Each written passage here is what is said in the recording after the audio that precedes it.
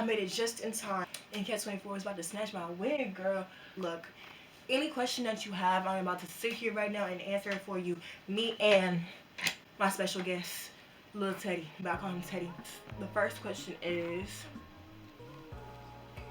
tell me about the freedom difference between high school and college. In high school, your teachers, sorry, that's one thing. You're gonna start saying professors rather than teachers.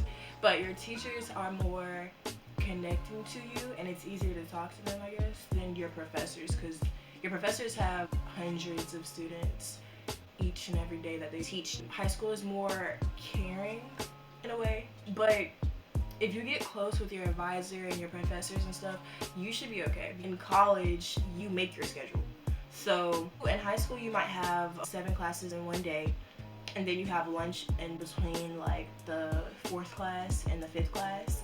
So that's your schedule every single day. But with college, every other day is going to be a little different. But in between that time is what you make of it. So you need to really prioritize your time, make sure you're getting your homework done, and you're prepared for the next class, because that's really what's going to get you a good grade, is you being prepared and you making your own schedule, right? Ew, I mean, his voice sounds ugly. Right, Simply Christy? Okay, cool. What advantage do freshmen have? So, as a freshman, from my perspective, I feel like freshmen are more welcoming than other classes. Freshmen, they like freshmen because they want to see you go out there and do good early. If you are just slacking around, they're not really gonna pay they're not gonna pay attention to you as if they would if you were just like turning your homework in on time, making sure you have your resume done, going to the different programs that they're gonna have around campus, like the career fairs. They have about 3 or 4 each year. Talking to companies when they come, and making sure your advisement appointments are set and you are prepared for them. That's really what sets freshmen apart. I think that was the question. Oh, or what advantages do freshmen have? Yeah, so, Other than that, you don't really have much of an advantage. I know now that they're doing freshmen as priority for housing, so y'all have an advantage for that. Other than that, it's really like you're really just at the school, like really. Do you recommend a tour before your first day? I definitely do recommend a tour, but a virtual tour is just as good as a regular tour. Like, I want to see what Barbie looked like, Haley looked like, Holland, all those. So honestly, I do recommend doing a virtual tour before you get there. I only have a tour of Barbie Hall, but if you would like to see me go tour the school, or if you would like to see me do a video or post a video about that, please comment that down below. Yeah, do a virtual tour. Okay, cool, yeah, that's what I was saying too, Teddy. What GPA do you have to enroll? I want to make sure I get my information correct, so I'm going to actually use my computer. I will tell you, I was enrolled, I think I had a 3.75. Y'all, that sounds so terrible. But I had a 19 ACT score, and I had I think it was either 1,000 or 990. Something like that for my SAT score.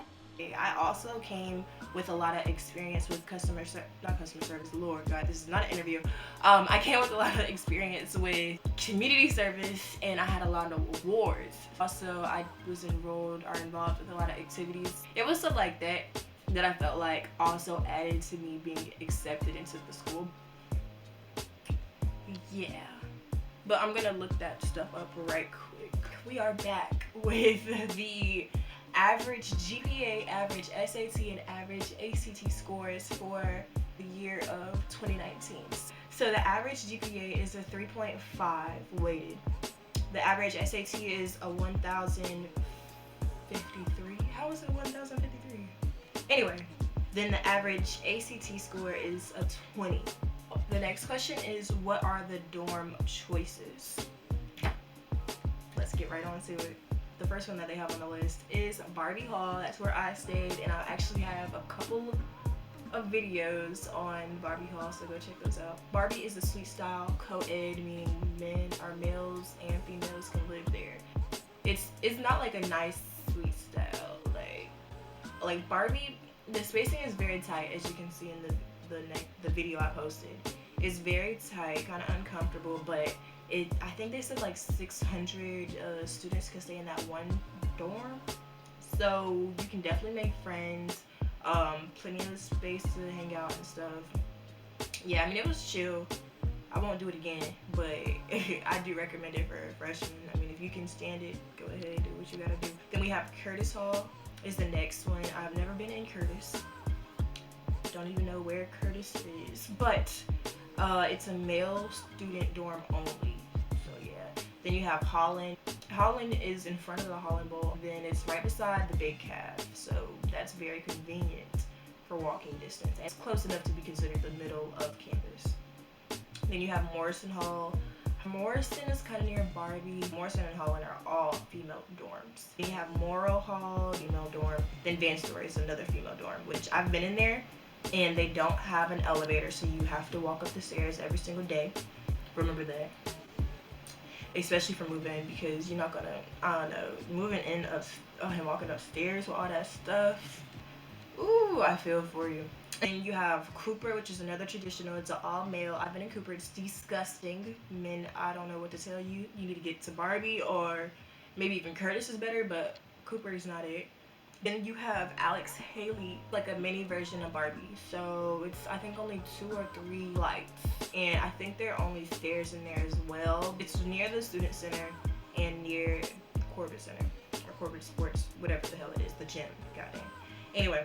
So the nicer dorms, you have Aggie Village, which is Blair, McCain, McNeil, and Richmond halls. They're all suite styled and they're co-ed. You have Pride Hall, which is another co-ed suite style.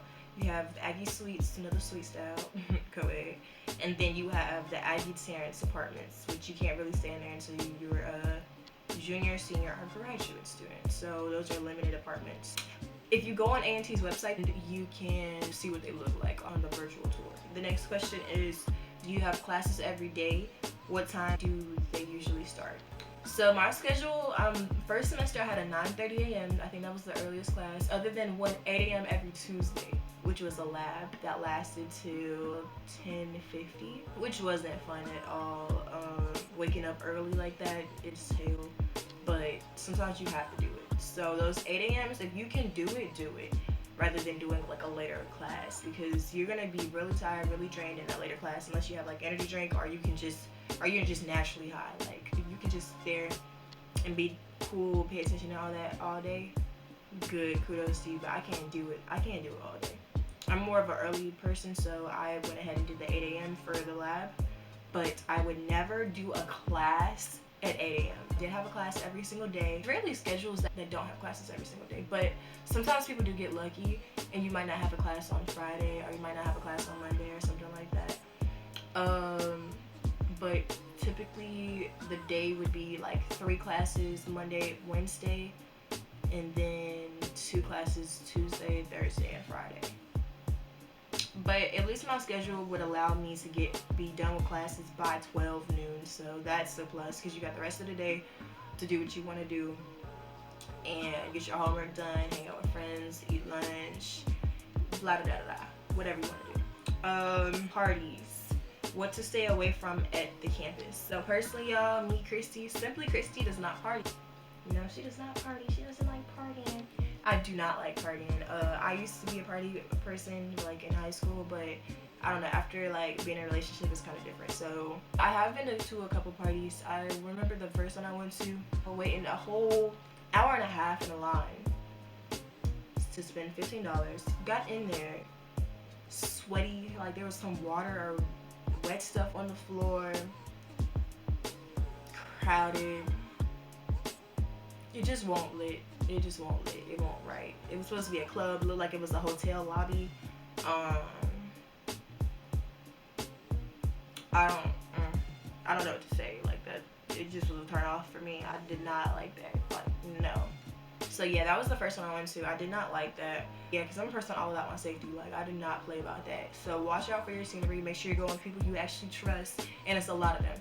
Okay, make sure it's a lot of people that you're going with. That could also be bad, because if somebody don't want to go, or let's say the driver ain't ready to go, then you got to stay there. So I don't know, when you go, make sure you have extra money, because you might have to Uber by yourself if it's like a bad situation. But yeah, I mean, I went with I think 6 girls. It was all in one packed little car, and we had fun. It was chill. I feel like I wasted money though. I will never spend $15 ever again in my life to go to a little club. Definitely not in college. Okay, storage room and dorms. Do we get to choose our roommates and what's the process? Speaking specifically for Barbie, you have a closet, you have the storage above the closet, then you have the desk, and then you have 2 drawers that go underneath your bed, but you can like move all that stuff around once you get in there. Also, you can lift your bed up. So I know some people have like a mini fridge underneath their bed, but you're not supposed to do that. They had microwaves, hot plates, stove, well, not a whole full stove, but a hot plate and stove. And they made their underneath part like a little mini couch, stuff like that. There's a lot of storage room. You just have to use your storage wisely. Okay, so you can choose your roommate. I actually did choose a roommate. We were cool and everything, and then like a month before we was gonna move in, she dipped. She was like, girl, I actually found another roommate. I was like, okay, well. Yeah, so I ended up having a random roommate. I don't have any bad horror stories, like not horror stories, but like bad experiences. I'm not saying she's a bad person, but there were some things that I was just like, girl. But the process about doing your roommate, so you have to go onto the NCAT website, and then you have to apply for housing. So once you apply for housing, so you need to either get their code or they get your code, and then you need to just type their code in. It's not a hard process or anything. It's just you have to make sure you're on the same page with your roommate. And then the last question is, what programs do you take now, and which ones do you recommend? So I was kind of confused about this question, like programs. I don't really take any programs, but if you're talking about like organizations, I can definitely tell you that. So I was in TRIO, which is spelled TRIO. TRIO, and then it's called SSS LLC, which is a living and learning community, and basically that's for first generation college students. Look, y'all,